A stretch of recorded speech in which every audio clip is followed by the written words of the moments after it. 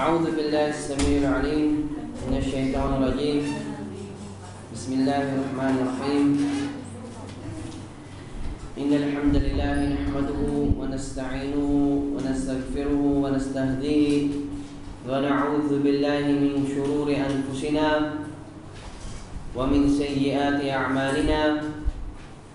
من يهده الله فلا مضل له ومن يضلله فلا هادي له. أشهد أن لا إله إلا الله وحده لا شريك له وأشهد أن محمدا عبده ورسوله صلوات الله وسلامه عليه وعلى آله وصحبه أجمعين ومن اتبع بهداهم إلى يوم الدين. أما بعد. السلام عليكم ورحمة الله تعالى وبركاته. Ang lahat ng pagpupuri, pagpapasalamat ay nalalaman natin na ito ay karapat-dapat lang iukol, walang iba kundi para kay Allah subhanahu wa ta'ala, na siya ang nag-iisa, walang mayaring tulad sa kanya kailan paman o kahit na ano paman. At tayo bilang mga Muslim ay sumasaksi rin na si Propeta Muhammad, sumanganya kanawa ang kapayapaan ay ang kanyang alipin at sugo. At tayo ay humihiling o nagdudua sa Allah subhanahu wa ta'ala naway bigyan ng kapayapaan ang Propeta Muhammad sallallahu alaihi wasallam at habag mula sa Allah subhanahu wa ta'ala. At ganoon din naman humihingi tayo ng habag para sa kanyang mga kasamahan, sa kanyang pamilya, una sa lahat ang kanyang pamilya at kanyang mga kasamahan, na kung saan sila ang mga dahilan o isa sa mga dahilan na ginamit ng Allah subhanahu wa ta'ala upang maabot natin ang kinatayuan natin ngayon. Walang iba kundi umabot sa atin yung reliyong Islam. Alhamdulillahi Rabbil Alamin. Nalaman nyo na ang topic natin ngayon. Alhamdulillah. Ito yung Al-Isra wal Mi'raj. Pero bago tayo dumako sa ating topic, ay nais muna natin mag-review ng konti sa last topic natin nung last Friday. Ayan, kanya-kanya ng buklat ng notebook ko. Kita ko. Ano ang last topic ng Friday? Pahalagahan ng pagpapasting at kabutihan, kahalagahan, kainaman ng buwan ng Ramadan. Magbigay ng isa mula sa likod. Magbigay ng isa mula sa likod. Isa lang.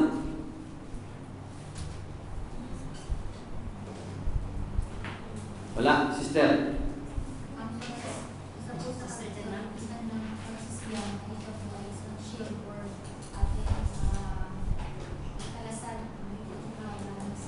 Okay, mula sa pagsasalita ng di maganda, paggawa ng di maganda, at sinabi rin sa hadith, ito ay kalasag o pananggalang mula sa apoy ng impyerno. Ito ay kahalagahan ng pag-aayuno. Bigyan niyo ako ng kahalagahan ng o kainaman ng buwan ng Ramadan. Isa lang din. Buwan ng Ramadan. Mister. Sa Ramadan, ibinaba ang Quran. Sa Ramadan, ibinaba ang banal na Quran. Tama, mashallah. At ngayon, dadako tayo sa ating topic ngayong araw na ito. Alhamdulillahi Rabbil Alamin. At binigyan tayo ng lakas ng Allah subhanahu wa ta'ala upang makarating sa lugar na ito, na inshallah upang madagdagan ang ating kaalaman sa ating pananampalataya. Dapat nating tandaan bago tayo pumasok sa topic na ito, ang topic na ito ay tinatawag na isa sa mga dapat maging panatag ang isip ng isang Muslim. Dapat yung paniniwala niya sa Allah subhanahu wa ta'ala ay nandun pa rin, at lalong-lalo na paniwalaan niya kung ano ang mga binanggit ng Propeta Muhammad sallallahu alaihi wasallam nung paglalakbay niya ng gabi iyon. Ang ibig sabihin, ang topic na ito ay papasok sa Iman bil Ghaib. Ito ay papasok sa paniniwala sa mga unseen things. Di ba? So kaya nga tayo, alhamdulillah, bakit ba tayo nag-Muslim? Kasi nga, bakit? Kasi naniwala tayo sa Allah subhanahu wa ta'ala. Naniwala tayo sa Propeta Muhammad sallallahu alaihi wasallam. Kahit na sila ay hindi natin nakita. Diba? At isa ito sa pinakamainam na antas ng iman, yung maniwala ka sa mga bagay na hindi mo nakikita. Kagaya nga sinabi ng Allah subhanahu wa ta'ala sa surah Al-Baqarah, Alif Lam Mim, Dhalikal kitabu la rayba fihi, hudan lil muttaqin. Ano sunod ng ayat? Alladhina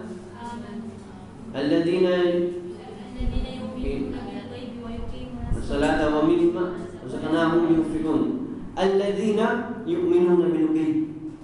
Alif Lam Mim, huruful hijaiyah na kung saan nagsimula Allah subhanahu wa ta'ala sa isa sa kanyang mga surah, Dhalikal kitabu la rayba fihi. At ito ang libro na walang halong pag-aalinlangan, walang halong pagdududa, na kung saan ito ay gabay sa mga taong matatakutin.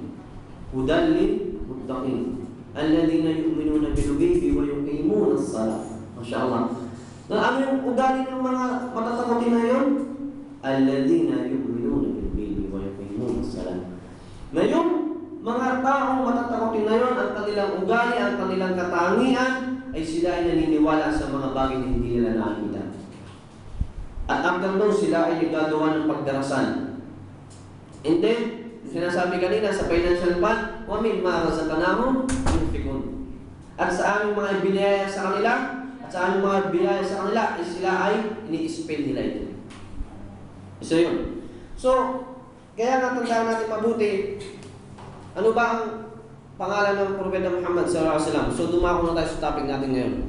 Siya si Muhammad bin Abdullah bin Abdul Muttalib al-Hashimi al-Quraishi. Okay? Pero mas mahaba pa yung hanggang matapos kay Adnan. Kasi si Adnan, siya yung tao na kung saan yung kanyang lahi ay kumukunik kay Prophet Ismail alayhis salam. Tandaan natin yan.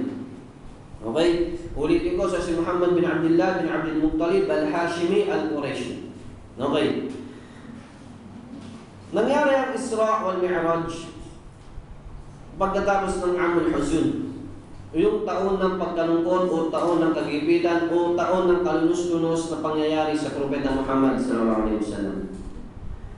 Pero kailangan muna nating alamin kung ano ba talaga yung Isra. Ano ba talaga yung Isra at Mi'raj? Ano yung Isra? Sino may idea? Isra, paglalakbay sa gabi. Pero ang tinutukoy dito ang Isra ay paglalakbay ng Propeta Muhammad sallallahu alaihi wasallam mula Makkah patungo sa Baitul Maqdis. Iyon lamang ang Isra. Okay? Ang Mi'raj, ito ang paglalakbay ng Propeta Muhammad sallallahu alaihi wasallam mula sa Baitul Maqdis patungo sa saan? Sa kalangitan. Ulitin natin, ang Isra ay paglalakbay ng Propeta Muhammad sallallahu alaihi wasallam mula sa Makkah patungo sa Baitul Maqdis, na kung saan ito yung kilalang ano? Masjidul Aqsa. Alladhi barakna hawla. Ano yung sinabi sa ayat? And then, ang Mi'raj, ito ay mula sa Baitul Maqdis patungo sa kalangitan. Okay. Sinalaysay ng mga dalubhasa sa larangan ng hadith ang mga detalye ng pangyayaring ito at ang sumusunod ay ating ilalahad ng may pagbubod, inshallah. Ayon kay Ibnul Qayyim, naglakbay ng gabing iyon ang sugo ni Allah sa pamamagitan ng kanyang pisikal na katawan. Ayon sa tamang pananaw ng mga dalubhasa mula sa Masjidul Haram sa Makkah hanggang sa Baitul Maqdis. Ganon ang nangyari. Sa pamamagitan ng pisikal na katawan ng Propeta Muhammad sallallahu alaihi wasallam ay mula sa Masjid Al-Haram. Saan ang Masjid Al-Haram? Sa Makkah. Patungo saan? Masjidul Aqsa. Di Aqsa. Aqsa. Okay. Mula sa Baitul Maqdis sa Jerusalem. Okay. Parang imposible, di ba? Imposible? Walang imposible. Bakit? Kasi tandaan natin kung ano man ang naiulat sa hadith ng Propeta Muhammad sallallahu alaihi wasallam at napatunayan ng mga dalubhasa na authentic ang hadith na yun, ay miya fil miya, kailangan mong maniwala na yun ay nangyari. Huwag lalagay sa puso mo o sa isipan mo na parang imposible naman mangyari yun. Hindi. Walang imposible sa Allah subhanahu wa ta'ala, kaya-kaya niyang gawin ang kanyang amang gustong naisin. Naitaas niya nga si Isa alayhi salam patungo sa kalangitan, di ba? Ayun yung paniniwala natin mga Muslim. Sino si Isa? Si Jesus. Hindi tayo naniniwala na siya ay naipaw sa krus, kundi siya ay iniangat ng Allah subhanahu wa ta'ala ng buhay. So hindi imposible sa kanya na magawa niyo sa Propeta Muhammad sallallahu alaihi wasallam. Okay. At sumakay ang Propeta Muhammad sallallahu alaihi wasallam sa hayop na kung tawagin ay al-Buraq. Okay, puting hayop na parang kabayo. Nakasama niya siyempre si Anghel Jibril alayhi salam, at bumaba siya doon. At bumaba sila sa Baitul Maqdis. At anong ginawa doon? Nagsila sila kasama ang mga propeta. At siya ang nagsilbing sinong imam? Si Prophet Muhammad sallallahu alaihi wasallam. Siya ang imam. At itinali niya ang burak doon sa bilog na humisising na nasa pintuan ng Masjidul Aqsa. Okay? At pagkatapos nun, ano nangyari? Bumalik ng Propeta Muhammad sa Makkah, Masjidul Haram, hindi pa. Kundi doon mula sa Baitul Maqdis ay inangat siya ni Jibril alayhi salam patungo sa unang palapag ng paraiso. Yung burak, hindi kasama ang burak patungo sa seventh heaven. Hindi siya kasama doon. Ang nag-anak lang sa kanya doon ay si Jibril alayhi salam. Maliwanag? And then, sa unang palapag ng paraiso, siyempre meron yung pintuan at humingi ng pahintulot si Jibril na papasukin at tinanong siya ba ay pinadali dito, at sinabi ni Jibril o siya ay pinadala at sila ay pinapasok. At sa unang palapag ay nakita ni Prophet Muhammad sallallahu alaihi wasallam si Adam alayhi salam. Sino si Adam alayhi salam? Siya yung ama ng sangkatauhan. At doon nagsalam siya kay Adam alayhi salam at kinilala ni Adam alayhi salam ang pagkapropeta ni Prophet Muhammad sallallahu alaihi wasallam, at sila ay nagpatuloy sa pangalawang bahagdan ng paraiso. At sa pangalawang bahagdan ng paraiso, tuloy mo sister, sa pangalawang bahagdan ng paraiso ay nandoon sino? Si Yahya pati si Isa alayhi salam. So ganoon din ang ginawa niya, nagsalam sa kanilang dalawa at kinilala nila ang pagiging propeta ng Propeta Muhammad sallallahu alaihi wasallam. At sa pangatlo, sino na tagpuan ng Prophet Muhammad sa pangatlong bahagdan ng paraiso? Sa pangatlong bahagdan ng paraiso, si Yusuf alayhi salam. Sino si Yusuf alayhi salam? Si Joseph. Sino siya? Meron ba kayong nalalaman tungkol sa kanya? Siya yung Sa ano? Isa-isa. Yun. Dahil alam kong babae kayo, malalaman yun. Alam ko na sabihin nyo yan. Siya ang pinaka-gwapong propeta ng Allah subhanahu wa ta'ala. Kapag mga lalaki nagsabi nung medyo magdududa ako. Pero kapag mga babae, alhamdulillah. Natural yun. So, siya yung pinaka-gwapo ng propeta ng Allah subhanahu wa ta'ala na iulat nga sa isang hadith na si Yusuf alayhi salam ay nabigyan ng kalahati ng kagwapuhan. Ibig sabihin, yung kalahati na kay Yusuf alayhi salam at yung kalahati ay sa akin ang lahat. Ganon.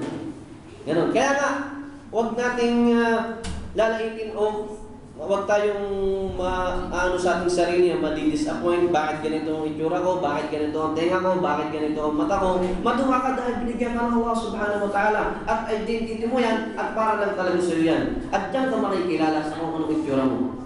Naway bilang tayo ng Allah subhanahu wa ta'ala sa mga tao na hindi nalalait ng kapwa. Okay? Number 4. Sa number 4 na bahagdan ng paraiso ay doon niya nakita si Idris alayhi salam. And then, ganoon din ginawa niya. Nagsalam siya kay Idris alayhi salam. At after nun, kinilala ni Idris ang pagkapropeta ni Prophet Muhammad sallallahu alaihi wasallam. At sila ay nagpatuloy na papataas sa paraiso. At sa pang-limang bahagdan ng paraiso ay nandun si Harun alayhi salam. Sino si Harun? Kapatid ni Moises, kapatid ni Musa. At ganoon din ang ginawa ni Propeta Muhammad. Nagbigay siya ng salam at kinilala ni Prophet Harun ang kanyang pagiging propeta at sila ay nagpatuloy. At sila ay hanggang sa dumating saan? Sa pang-anim na bahagdan ng kalingitan at doon niya nakita sino? Sino? Si Moises. Si Musa alayhi salam. Pinimbrand. Sa ika-anim, bumati siya ng kapayapaan dito at binalik naman sa kanya pagbati sa kanya. At tinanggap din, kinilala din ni Moises alayhi salam. At merong hadith at nang malagpasan niya si Musa alayhi salam, siya ay umiyak. Umiyak si Moises alayhi salam, si Musa alayhi salam. At sinabi sa kanya, ano ang nakapagpapayak sa iyo? Ano ba yung nakapagpayak daw kay Moises? Sagot niya, umiyak ako sapagkat mayroon bata, tinutukan niya ang Propeta Muhammad sallallahu alaihi wasallam, na isinugo pagkatapos nun. Papasok sa paraiso mula sa sambayanan niya na mas marami kaysa papasok sa mula sa aking sambayanan. Masya Allah, Masya Allah. Isang awa. Kaya nga sinabi ng Allah subhanahu wa ta'ala, وَمَا أَرْسَلْنَاكَ إِلَّا رَحْمَةً لِلْعَالَمِينَ. At hindi ka namin pinadala, O Muhammad, di pa na lamang na ikaw ay habag saan? Sa sanglibutan. Allahu Akbar. So, mas marami makakapasok mula sa umma ng Prophet Muhammad sallallahu alaihi wasallam patungo sa paraiso. At pagkatapos, nagpatuloy sila sa seventh heaven at doon nila nakita si Ibrahim alayhi salam.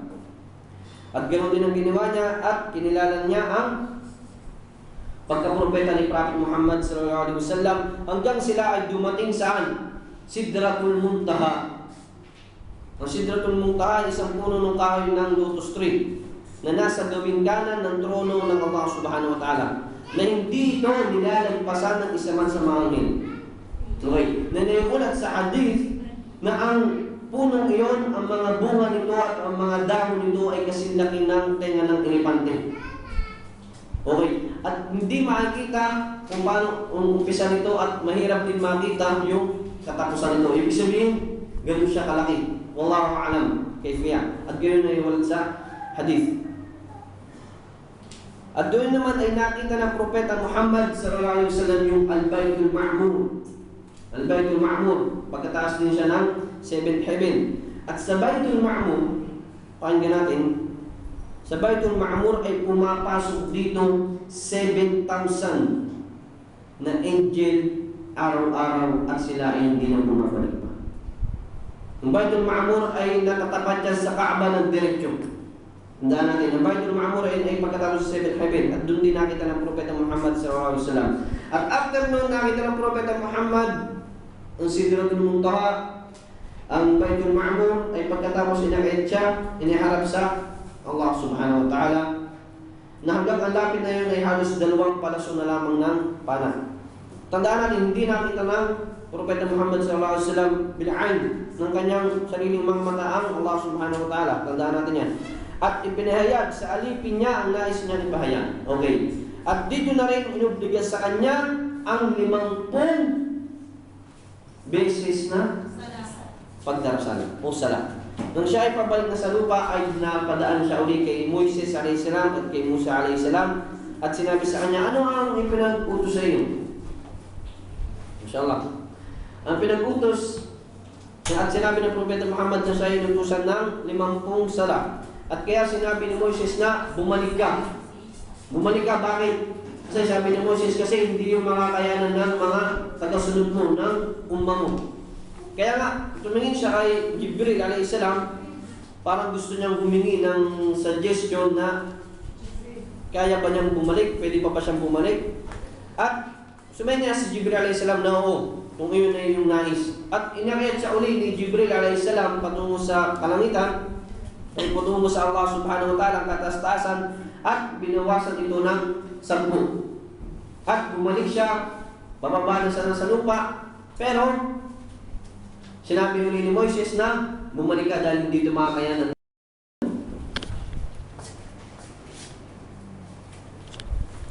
Nung ibinaba ang Prophet Muhammad sallallahu alaihi wasallam ay may boses na nagsalita, nagsabi, tunay na itinilaga ko ang aking kautusan at pinagaan ko sa aking mga alipin.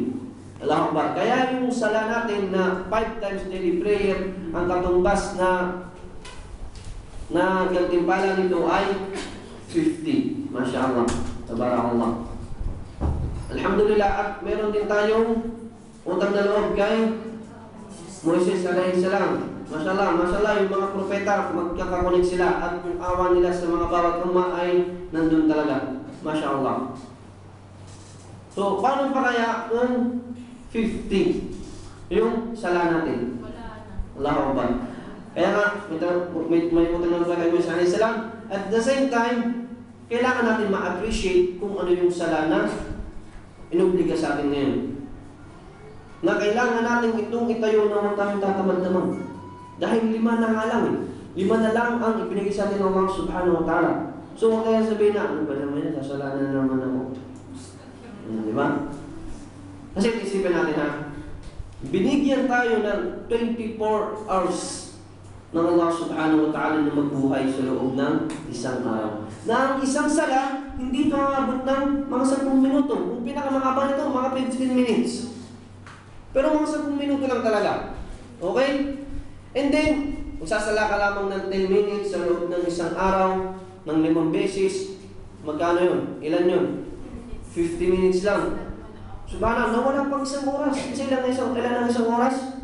60 minutes. Wala pang isang oras kasi di mo pa maibigay sa Allah subhanahu wa ta'ala yung isang oras mula sa 24 oras na ibinigay sa'yo. Subhanallah. Kaya nagpaksakit isipin na may mga kapatid tayo na iniiwan ang sala.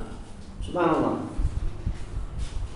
Imagine 24 hours tapos babawas ka lang doon ng 50 minutes. Tapos yung 50 minutes naman yun, hindi yung sabay-sabay. Subhanallah. Gigising ka sa madaling araw, 10 minuto, spend mo para sa sarili mo. At sa totoo lang, hindi ka nagsasagawa ng pagdarasal para sa Allah subhanahu wa ta'ala. Ang ibig sabihin, ginagawa mo yun para sa sarili mong kapakanan, para malugod sa iyo ang Allah subhanahu wa ta'ala. So yun lang yung pinaka gusto natin kung bakit tayo nagsasagawa ng pagdarasal. Kasi tanda natin, hindi magbibigay ng pakinabang sa Allah subhanahu wa ta'ala yung sala natin. Ang Allah ay mananatiling dakila. Hindi man tayo magsala, hindi. Mananatili siyang dakila, mananatili siyang makapangyarihan. Tandaan natin yan. Tayo ang may, tayo may kailangan sa Allah subhanahu wa ta'ala. Subhanallah. Kaya nga sinabi ng Allah subhanahu wa ta'ala, وَإِن تَعُدُّوا نِعْمَةَ اللَّهِ لَا تُحْصُوهَا وَإِنَّ الْإِنسَانَ لَظَلُومٌ كَفَّارٌ. Subhanallah. At kung inyo lamang bibilangin ang mga biyaya ng Allah subhanahu wa ta'ala sa inyo, la tuhsuha. Kailanman, hindi nyo ito mabibilang. Innal insana lazalumun kafar. Katotohanan, ang tao ay walang utang na loob. Subhanallah. Huwag natin ibilang, huwag natin isama ang ating mga sarili sa mga taong yun. Kaya nga tumanaw tayo sa Allah subhanahu wa ta'ala, magpasalamat tayo sa Kanya, purihin natin siya, at isagawa natin ang pagdarasal na ayon sa itinuro sa atin ni Propeta Muhammad sallallahu alaihi wasallam. At sa paglalakbay ng Propeta Muhammad sallallahu alaihi wasallam ay nagalap muli, ay maraming naganap doon. Kasi tandaan natin, nung bata ang Propeta Muhammad sallallahu alaihi wasallam ay hinati yung kanyang dibdib at inilabas yung kanyang puso at may kinuwang itim doon at hinugasan ito ng tubig ng Zamzam. Parang may lumaki yung mata. Pwede ba yun? Pwede. Dahil ang Propeta Muhammad sallallahu alaihi wasallam, dahil yun at yun ay inuulit din sa hadith. Okay? At naganap, at itong Laylatul Isra wal Mi'raj ay nangyari ulit yun. Bago siya maglakbay, kinuha ulit yung kanyang puso at hinugasan ito ng Zamzam ng mga anghel. And then, at nakita niya sa paglalakbay niya ngayon ang napakaraming bagay. So, kailangan natin mag-focus dito sa mga nakita ng Propeta Muhammad sallallahu alaihi wasallam. Dito, sa time ng paglalakbay niya, inilok sa kanya ang alak at gatas. Subalit, pinili niya ang alak? Gatas. Pinili at sinabi sa kanya, at pinili mo ang fitra. Nagabayan ka sa pagpili mo ng iyong kalikasan o tinangkilik mo ang fitra o ang kalikasan. Subalit kung ang pinili mo ay ang alak, ay nailigaw mo ang iyong sambayanan. At nakita rin dito ng Propeta Muhammad sallallahu alaihi wasallam ang 4 na ilog sa paraiso, 2 ilog na nakalantad at 2 ilog na nakatago. Ang 2 ilog na nakalantad ay ito yung ilog ng Nile o yung Euphrates. At nangangahulugan iyon na ang mensahe ng Propeta Muhammad sallallahu alaihi wasallam ay kakalat, may tatatag at lalaganat sa malalawak na lupain at lambak na matataba ang lupa sa paligid, tulad ng ilog Nile at Euphrates. At magsisilbi ang mga angkan nito na tagadala ng Islam henerasyon pagkatapos ng henerasyon, subalit hindi ito nangangahulugan na ang tubig na dumadaloy sa Nile River at sa ilog ng Euphrates ay mula sa paraiso. Tandaan natin yan. Hindi na ibig sabihin nun.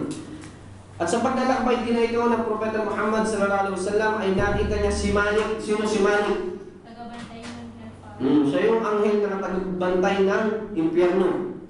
Siya ay hindi tumatawa. At walang mababakas sa mukha niya na anumang saya o duwa. At tandaan natin, nakita din ng Propeta Muhammad sallallahu alaihi wasallam ang paraiso at ang impyerno.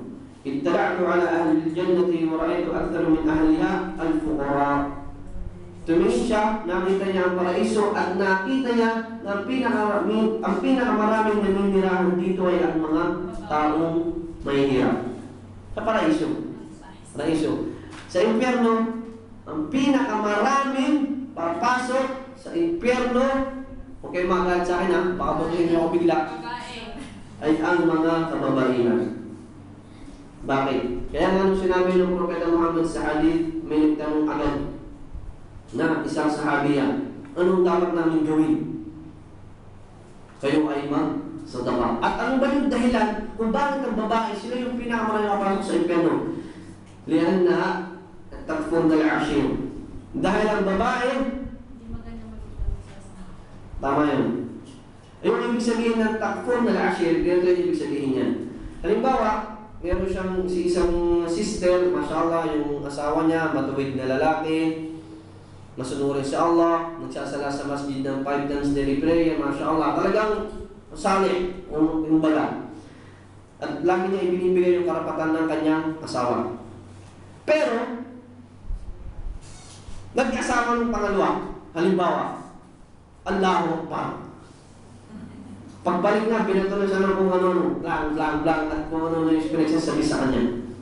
O di kaya naman, nakagawa siya ng isang pagkakamali at lahat ng 100 mabubuting gawa ng kanyang asawa ay deleted.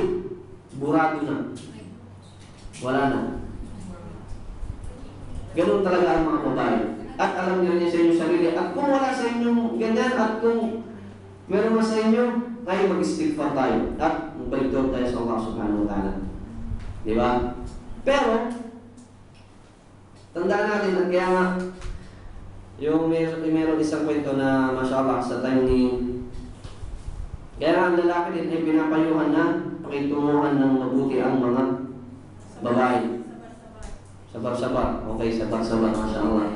At sinabi din sa hadith na ang babae ay mula sa tadyang, kaya ito ay baluktot, kaya kung ito ay tutuwirin, ang pagtuwid dito ay yung paghiwalay. Kaya nga sinabi ng Propeta Muhammad, wastawsu bin nisa'i khayran, at pakitunguhan ng babae ng mabuti. Kaya nga, sa time ni Umar bin Khattab radhiyallahu anhu, mashallah, napakagandang kwento. Meron isang tao na gustong sumambuli sa kanya dahil lagi siyang pinuputakan ng asawa niya, lagi siyang pinubungaan. So gusto niya pumunta sa kay Umar bin Khattab radhiyallahu anhu upang humingi ng payo paano niya malalampasan yung ganung pagsubok. Pero nang pagdating niya sa bahay ni Umar bin Khattab, ay si Umar bin Khattab mismo ay ganun din ang sitwasyon. Kaya bumalik na yung lalaki. Lumabas ng bahay si Umar bin Khattab at naabutan niya yung lalaki at alam niya na may kailangan. Kaya tinawag niya, "Tara, anong kailangan mo?" At sinabi niya na ganun nga, dahil ang sitwasyon ko ay lagi akong sinisigawan ng asawa ko, lagi na lang ganun. Pero nung nakita kita na pareho lang tayo ng sitwasyon, so ikaw nga na amir ng mu'minin, eh sinisigawan ng asawa mo, how much more pa kaya ako? Ayun ang sinabi niya. So sinabi ng Umar bin Khattab, radhiyallahu anhu, ay iniintindi ko na lamang ang aking asawa dahil siya nagluluto ng aking pagkain, siya naglalaban ng aking damit, siya nag-aalaga ng aking mga anak. So siya ay pinapakasamahan ko ng mabuti. Pero makinig. Ang hadith na yun, ang pangyayari na yun ay hindi proof, hindi siya dalil upang sigaw-sigawan mo yung asawa mo. Huwag niyong mali yung pag-intindi niyo dito sa nangyari. Hindi siya dalil, kundi proof yun upang pakitunguhan ng lalaki ng mabuti yung kanyang asawa. Hindi yung sabi, sigaw-sigawan ko ng tatag ng asawa niya, sigaw-sigawan mo na rin ni Mister. Hindi yun ha. So, kaya magbabanggit tayo dito ng mga ilang kaparusahan sa impyerno na kung saan naiulat ng Propeta Muhammad kasi nakita niya mismo yung mga tao ngayon. Kaya nga, matakot tayo mismo na lalo na kaya sinabi natin, karamihan ng maninira sa impyerno ay babae. So, ka'udhu billahi min dhalik, huwag yung isama niyo yung sarili at gumawa kayo ng lahat ng paraan upang kayo ay manirahan sa paraiso. Inshallah, kapag may time, banggitin natin yung mga kukuha ng gantimpala kapag pumasok kayo sa paraiso. Kasi baka sabihin nyo, puro na lang yung perno, hindi na naawa sa amin. Inshallah, banggitin natin yung gantimpala nyo sa paraiso kapag makapasok. Inshallah, kapag may time, okay? Tapos, nakita din ng Propeta Muhammad sallallahu alaihi wasallam yung mga tao na kumakain ng yaman ng mga ulila. Yung mga ulila na namatay na yung kanilang mga magulang, tapos yung mga magulang nila may iniwanan na kayamanan. Pero may mga tao na talagang masama ang budhi, hindi mabudhi, at kinukuha nila yung kayamanan ng mga ulila na yun. Ano ang parusa nila? Mayroon silang muso na katulad ng muso ng kamelyo. Lamang pa. Isinusubo nila sa kanilang mga bibig ay piraso ng apoy na tulad ng mainit na pulang bato at lalabas ito sa kanilang likuran. Subhanallah. A'udhu billahi min dhalik. Magpaupok tayo sa Allah subhanahu wa ta'ala mula sa parusa nila. Subhanallah. Iyon ang parusa ng taong kumakain ng kayamanan ng ulila. At nakita rin ng Propeta Muhammad sallallahu alaihi wasallam yung kumakain ng riba. Ano yung riba? 5-6, mga pagpapatubo. At sila ay may malaking tiyan. Hindi nila makayanan dahil dito, hindi sila makagalaw o makaikot man lang sa kanilang kinalalagyan. At dadaanan sila ng mga tao ni Paraon kapag ang iyon ay papasok na sa apoy at tatapakan sila. Iyon yung tao ng papautan. Yayapakan sila ng mga angkan ni Paraon. Tatapakan sila. At nakita din ng Propeta Muhammad sallallahu alaihi wasallam yung mga ngano niya. Ano yung mga ngano niya? Kabit. At ang sabi dito, na sa kanilang harapan ay may matatabang karne, masarap na karne, malilimnam na karne. At sa harapan din nila ay nandun yung bulok na karne na may bababahong amoy. Kinakain nila ang bulok na karne na may babahong amoy at iniiwan nila yung mabuti. Lako pa. Kaya matakot tayo sa saan? Zina. Napakalaki na ang parusa niyan. Hindi. At nakita niya mga kababaihan na, pero parang sa mga ano niya dito, parang nakikita ko dito, ito yung pagkain ng karne, baka ito yung backfighting. Kasi dito sa baba nito ay mayroon din na nakikita ng Propeta Muhammad yung mga ano niya. Yung mga ano niya na pinapaangkin ng mga ito sa kalalakihan ang mga bata na hindi naman doon sa mga lalaki na yun. Halimbawa, yung isang babae, nag-zina siya, tapos dadating siya doon sa isang lalaki na sabihin niya na, ikaw yung ama ng anak ng batang ito. At sila ay nakabitin sa impyerno. Siyempre, merong, alam niyo yung pamingwit, yung meron sa dulo nun. Anong tawag na? Hook, yun, yung hook. Sa Tagalog, sima. Sima yan sa Tagalog. Na nakasabit ang mga babae na yun. Saan pa paano yung pagkakasabit? Mula sa kanilang mga dibdib. Subhanallah. A'udhu billahi min dhalik. Kung papunta sa Allah subhanahu wa ta'ala. At nakita niya ang karaban ng mga kamilyong pangangalakan ng mga taga-Makkah nung patungo at pabalik ng Propeta Muhammad. Ibig sabihin, nung mula sa Makkah at sa patungo sa Baitul Maqdis, ay kita niya lahat yung nangyayari sa kanyang paligid at nakita niya yung mga naglalakbay patungo sa Baitul Maqdis. Kita yan ng Propeta Muhammad sallallahu alaihi wasallam. At iginabay din niya sa yung mga hayop na nawala sa kanila. At uminom siya sa lalagyan tubig nila na nakatakip habang sila ay natutulog. At iniwanan din ng Propeta Muhammad ang lalagyan na yun ng nakatakip. At iyon ay nagsilbing patunay sa pagiging makatotohanan ng kanyang paanyaya kinaumagahan pagkatapos ng paglalakbay na iyon. At pagkatapos ng paglalakbay na iyon, pagdating ng mga naglakbay ay sinabi niya yung mga nangyari. So ito yung sinabi ni Ibn Qayyim. At nang mag-umaga ay binalita ng sugo ni Allah sa mga kababayan ang mga ipinakita sa kanya ng Allah subhanahu wa ta'ala. Yung mga palatandaan, yung mga sign na ibinigay sa kanya ng Allah subhanahu wa ta'ala. Subalit, naniwala ba yung mga tao? Hindi. Mas lalo lamang silang tumindi ng panglalait, panunuligsa sa Propeta Muhammad sallallahu alaihi wasallam. At lalo nilang pinasulungalingan ang Propeta Muhammad sallallahu alaihi wasallam. At lalo lang dinagdagan yung pagbibigay ng pinsala sa Propeta Muhammad sallallahu alaihi wasallam after nun. At tinanong nila sa kanya na ilarawan yung paligid ng Baitul Maqdis. Sinabi ng mga tao kay Prophet Muhammad sallallahu alaihi wasallam. At ipinakita ito ng Propeta Muhammad SAW gaya ng pagkakalarawan sa kanya at kanyang ibinalita sa kanila ang palatandaan nito. At hindi nila siya masalungat sa anumang kanyang sinabi. Ibig sabihin, alam na alam nila na totoo mismo yung mga binitawang salita ng Propeta Muhammad SAW na ganun talaga yung hinihingi nilang katangian ng Baitul Maqdis. At ibinalita din niya sa kanilang mga kamilyo nilang pangkalakal sa kanyang pagtungo doon at kanyang pagbalik. At yung pagbalik at pagdating ng Propeta Muhammad. At kung kailan dumating yung mga tao at kung kailan sila bumalik patungo doon sa Baitul Maqdis. At yun lahat ay nangyari ng katulad ng mga oras na yun. Subalit, hindi pa rin sila naniniwala at lalo ngang tumalikod at tumanggi sila sa da'wa ng Propeta Muhammad sallallahu alaihi wasallam. Kaya nga, nung time na rin na yun, ay dun na pinangalanan si sino? Si Abu Quhafa. Sino si Abu Quhafa?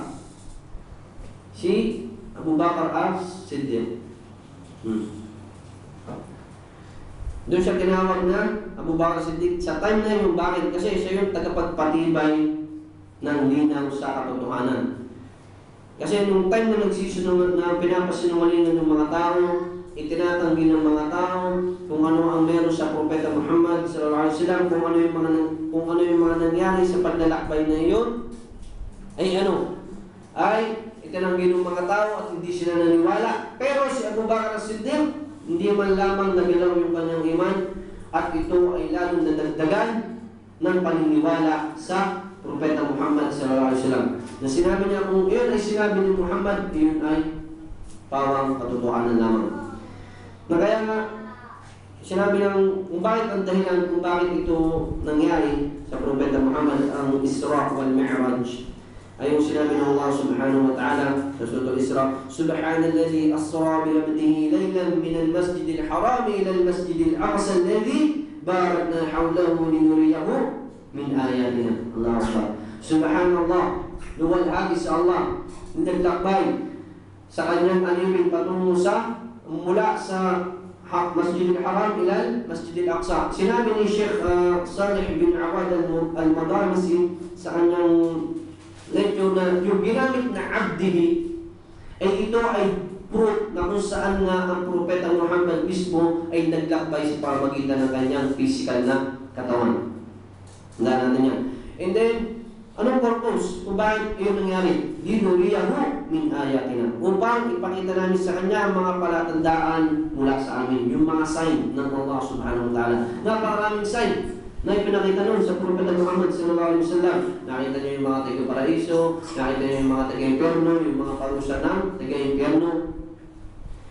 At sinabi niya rin ng Allah subhanahu wa ta'ala, kasi tandaan natin, ginagawa ito ng Allah subhanahu wa ta'ala bilang tradisyon para sa kanyang mga propeta upang may pagtibay sa kanila yung mga sign ng Allah subhanahu wa ta'ala.